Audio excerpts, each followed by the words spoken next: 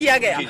वो बेटी बोल रही है कि मेरे साथ जबरदस्ती की गई है और एडीजी जो प्रशांत जी हैं वो बोल रहे हैं कि एफएसएल की रिपोर्ट में सीमन नहीं आया। आपको लॉ की डेफिनेशन पढ़नी चाहिए थी, जो 375 जो भी डेफिनेशन क्लॉज है कि उसमें रेप की डेफिनेशन क्या है 2013 में अमेंडमेंट के बाद, 2018 में अमेंडमेंट के बाद। और जो वो रिपोर्ट है वो मेरे पास सारी रिपोर्ट्स आ चुकी हैं और वो अभी मैं नहीं आप लोगों को ज्यादा डिस्कस करूंगी, लेकिन मेरे पास एवरीथिंग सारी रिपोर्ट प्रशासन की तरफ से क्या कहा गया है? क्या वो अभी भी अपने उसी रुख पर कायम है कि हाँ हमने परिवार की मर्जी से अंतिम संस्कार किया था, अभी भी वो यही कर? वो बोल रहे हैं, लेकिन जब क्रॉस क्वेश्चन जस्टिस साहब कर रहे हैं तो उनके पास स्पीच लेस है, आंसर लेस है, क्योंकि परिवार की मर्जी से नहीं किया।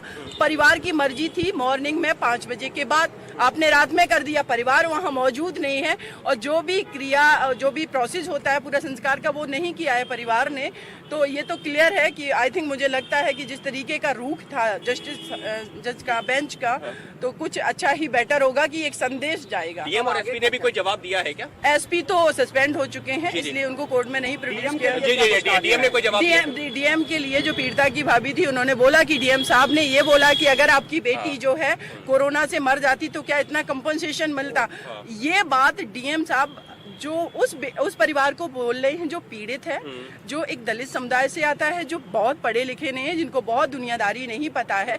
क्या ये बात, और जज साहब ने बोला क्या अगर ये बेटी किसी बहुत पैसे वाले रिच फैमिली की होती, आप इतनी हिम्मत करते उसको जलाने की? इस तरीके की भी चीजें आई हैं। तो मेरा बिल्कुल मानना है कि हमारी कंट्री के अंदर जब एक वोट का राइट एक अंबानी अडानी सभी लोगों को है, तो एक वोट का अधिकार उस दलित पीड़ित परिवार को भी है, सबको है। तो वो दोनों इक्वल हैं, ना किसी और का वो पीड़ित परिवार उनको कोई मेंटेन कर रहा है। वो अपने सर्वाइविंग के लिए खेती किसानी कर रहे हैं, मजदूर बन के रिक्शा चला के लोग काम करते हैं, लेकिन इसका मतलब ये नहीं है कि उनकी डिग्निटी कम हो जाती है। 2 नवंबर को अब क्या होगा, क्या जवाब देना? देखिए 2 नवंबर को स्टेट अपना जवाब देगा और मैं परिवार की तरफ से जो है हलफनामा जो है कोर्ट में कल कोशिश करूंगी, अगर हो जाएगा, क्योंकि पीड़ित परिवार निकल चुका है तो सिग्नेचर वगैरह का इश्यू है। अदरवाइज में 2 नवंबर से पहले में आपको यही बताना होगा कि जो आप एवरीथिंग सारा एवरीथिंग वो बातें नहीं बतानी है जो पीड़ित परिवार का पक्ष है, वो मुझे रखना है।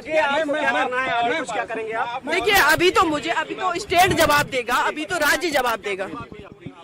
देखिए कोर्ट में हमारी जो है वो बेसिकली 3 प्रेयर थी और तीनों प्रेयर को कंसीडर कर लिया गया। एक जो प्रेयर है कि जिसमें केस को ट्रांसफ़र किया जाए, तो वो केस ट्रांसफ़र अभी नहीं हो सकता क्योंकि वो इन्वेस्टिगेशन के बाद होगा, और उस बात को भी कोर्ट ने प्रेयर को कंसीडर कर लिया है, एडमिट किया है कि डेफिनेटली जब ये कंप्लीट होगा। दूसरा था कि जो भी इन्वेस्टिगेशन हो रही है उसकी चीज़ें मीडिया में ना आए, उससे एक अलग तरीके का नैरेटिव बन रहा है, उसको भी कोर्ट ने ऑर्डर में कर ही दिया है। और तीसरा जो था कि परिवार की सिक्योरिटी, तो स्टेट का पक्ष है कि ऑलरेडी उनको सिक्योरिटी प्रोवाइड की गई है, बट मेरा मानना है कि वो कब तक, जब तक वो परिवार मतलब वो ट्रायल चलता है, फाइनल नहीं हो जाता, तब तक उसको सिक्योरिटी प्रोवाइड करवाइए। Thank you so much.